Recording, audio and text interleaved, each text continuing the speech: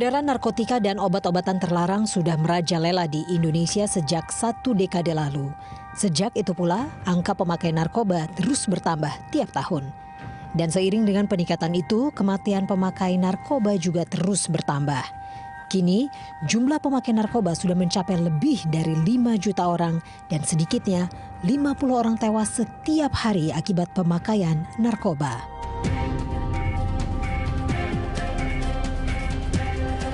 Sayangnya ketersediaan tempat rehabilitasi tak bisa menandingi angka fantastis penyebaran narkoba. Jumlah pusat atau panti rehabilitasi yang tersebar di Indonesia bahkan tidak sampai angka 150. Daya tampungnya pun rata-rata maksimal 50 orang.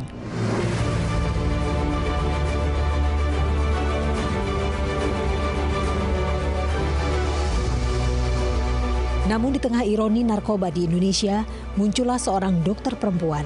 Ia bukan saja menyumbangkan tenaga dan pikiran, tapi juga rela merogoh koceknya demi mengobati para pecandu narkoba. Ia mengabdikan dirinya bagi pelayanan rehabilitasi narkoba secara gratis.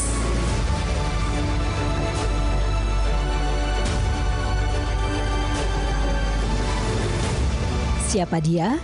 Simak perbincangan saya, Ine Sujono, bersama Dr. Peace Aisyah Dahlan dalam Maestro Indonesia.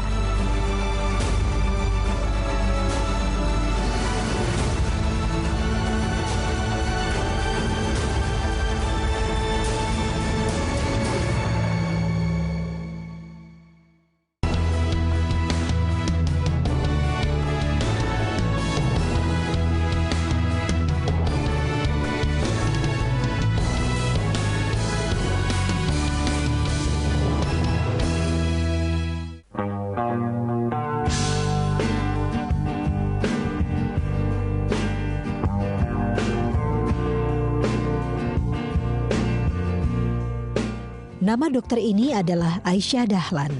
Perempuan berdarah Makassar dan Palembang ini lahir di Jakarta 17 Desember 1968. Kau mau.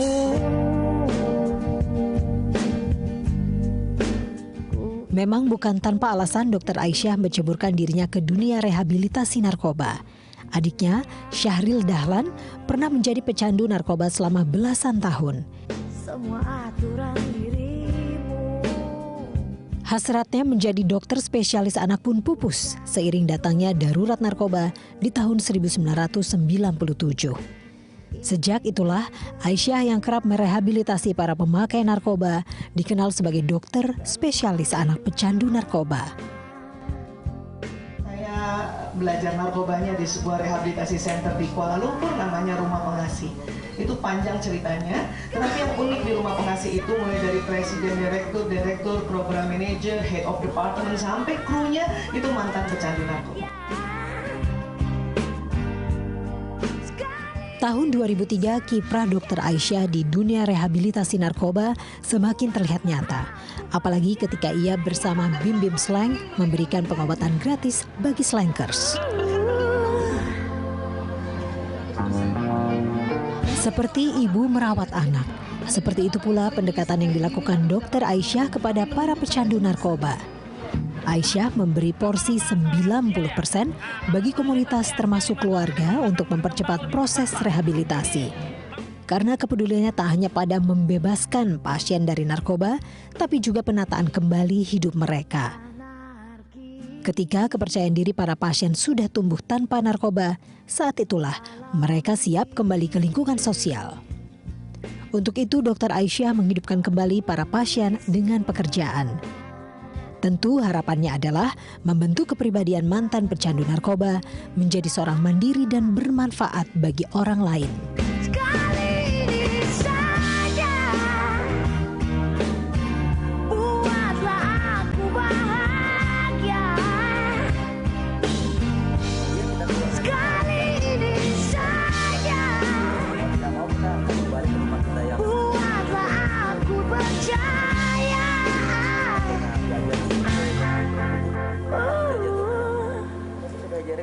Yang saya masih teringat risetnya 3 detik kita. Biar orang mau bilang sombong, biar orang mau bilang apa terserah. Ini pemulihan saya. Ini Iya. hidup saya. Iya, betul. Oke. Buat apa berteman? Ntar ya, saya ketemu dokter Aisyah dulu ya. Siap. Halo dokter, selamat sore. Apa kabar Mbak Ina? Terima Senang kasih sekali bisa ya ketemu udah dokter. datang ya. Dari tadi? Sebentar sih, sempat ngobrol-ngobrol sama sama. teman-teman di sini. Alhamdulillah. Mereka, ya alhamdulillah ya melihatnya Iya. mukanya udah seger-seger. Iya, Ada yang sudah iya, setahun rehabilitasi, ada betul, yang masih betul. 8 bulan. Tapi intinya harus diapresiasi adalah semangat mereka untuk bisa lepas dari Nah, ketergantungan itu, ini dan kembali itu. beraktivitas di masyarakat. Iya, Gitu ya, makanya Dok, ya. perlu dibantu, perlu dibimbing, kemudian perlu didampingi Iya. supaya bisa menjalani fase pemulihan ini gitu. Ini dokter untuk mereka yang sudah menjadi pecandu narkoba, ketergantungan narkoba, atau ada yang bilang jangkis tadi ya istilahnya, betul, slang betul. internasional Iya, itu. international language. Iya, itu seperti apa sih harusnya proses pemulihannya dan Ya, berapa lama? jadi di masa pemulihan itu sebenarnya ada 3 tahap ya. Iya. Tahap pertama namanya fase detoksifikasi. Iya. Kita sering sebut juga namanya rehabilitasi medis. Ya. Kemudian ada rehabilitasi sosial. Habis itu ada pasca rehabilitasi atau orang sebut juga aftercare Aftercare, program. Ya. Kalau detoksifikasi itu sekitar 2 minggu sampai 1 bulan. Ada juga yang sampai 3 bulan. Itu tergantung dari Tergantung apa yang dia pakai, kemudian kondisi kliennya atau kondisi pasiennya, ya. Tapi kita pakai patokan 3 bulan itu patokan internasional juga. Oh, oke. Ya, itu melewati yang namanya post akut withdrawal. Jadi gejala putus zat yang akut, yang hari saat itu sedang kita putuskan. Habis itu rehabilitasi sosial itu sekitar 6 bulan sampai 1 tahun. Nah, habis itu baru pasca rehab. Itu nggak ada limitnya Nggak itu. ada limitnya. Pasca rehab itu Pasca tidak rehab ada nggak ada limitnya. limitnya. Semakin mereka rajin datang kembali ke grup ini, kemudian minta terus arahan bimbingan, itu semakin nanti akan semakin baik, iya, bisa semakin baik melebur di sebenarnya. masyarakatnya Iya, betul, kembali ya. betul, Nah betul. dokter tadi kan katanya ada yang 2 minggu sampai 3 bulan tergantung dari kondisi dan apa yang digunakan gitu ya. Iya, Dok, ya? betul, Apa sih yang betul. paling berat untuk jenis narkoba ini dok? Sebetulnya sama ya, semuanya berbahaya. Hanya nanti dia beda-beda sesuai sifat dari narkobanya itu. Kan dia biasanya dikategorikan 3 sifat. Ada yang sifatnya stimulansia, stimulan, dia menstimulasi, ya, menstimulasi rasa lapar. Ada yang begitu juga tuh narkoba gitu, menstimulasi apa namanya supaya tidak ngantuk, jadi melek terus, ada yang begitu. Ada juga yang jenisnya depresan, sifatnya depresan. Jadi dia mendepresi sistem saraf pusat, sehingga mungkin orang kalau pakai itu yang ngantuk terus, jadi lemah, jadi lamban, Iya, jadi. iya. Nah, yang ketiga namanya kategori halusinogen. Jadi ini membuat halusinasi. Tapi uniknya ada satu zat dia tiga-tiganya ada. Wah, Itu bahaya sekali. Iya, satu zat tiga-tiganya ada. Jadi, tetapi sifat tidak jauh dari 3 ini, kategori 3 ini. dokter ini kan di sini ada rehabilitasi ya dok? Ya, ada Saya di dalam boleh sambil sana. lihat-lihat ya dok? ya? Boleh, ayo, Seperti ayo. apa proses Ya, rehabilitasi yuk kita ya dok? ke sini dulu ya. Reaksi kimia di dalam darahku terasa mengalir deras. Desa-desa nafas semakin memburu menuju kenikmatan.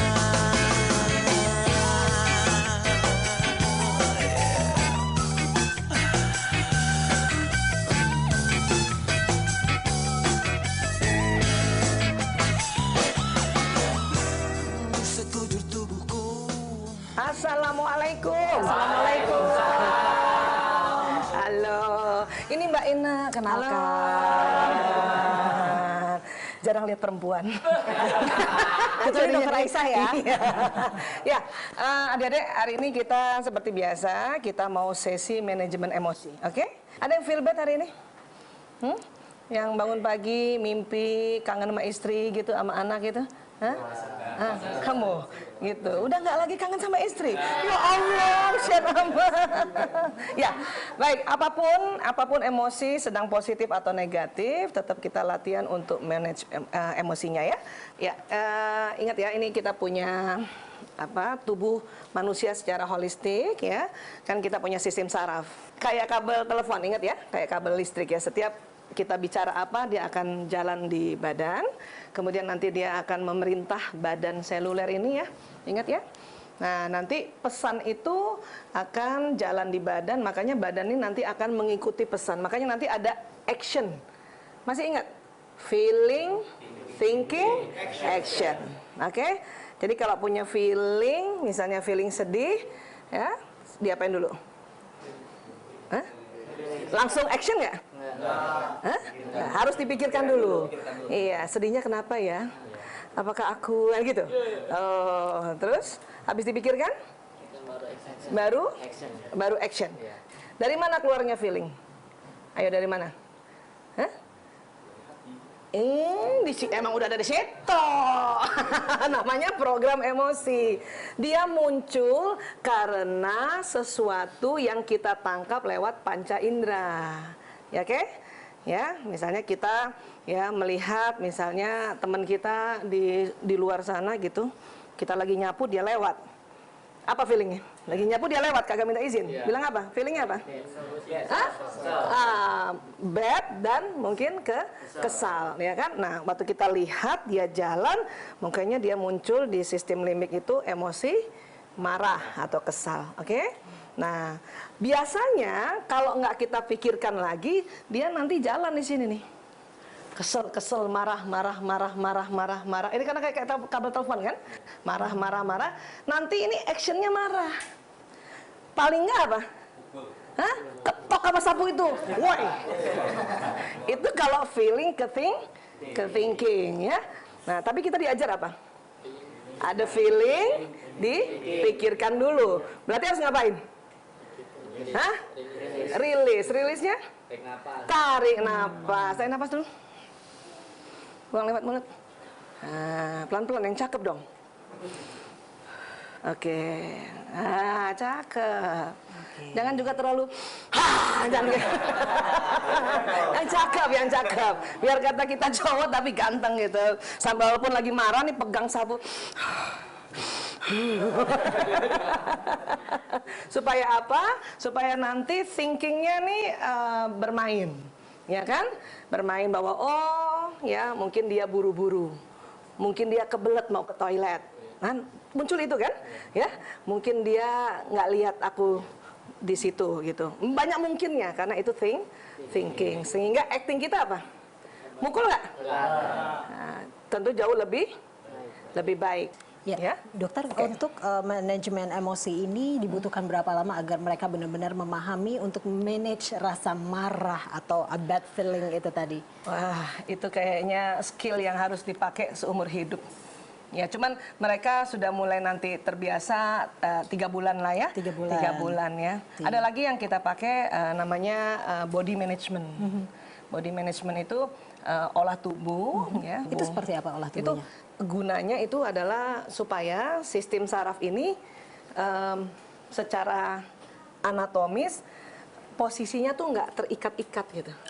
Kan ini kayak kabel ya. Iya. Kalau mereka nggak punya olah tubuh, kabel itu bisa terikat-ikat. Jadi lebih halus untuk jadi nanti dengan olah uraiannya. tubuh nanti dia diuraikan dengan lembut sehingga nanti kembali secara anatomi dengan baik dengan harapan setelah nanti sistem saraf ini baik, mereka akan ada teknik-teknik yang disebut kekuatan niat itu. Atau kalau bahasa sekarang self-hypnosis. Atau the brain power. Ya, atau mind management. Ya, gerakan ini akan mengikuti kebutuhan tubuh. Jadi makanya setiap orang akan berbeda. Akan berbeda. Ya.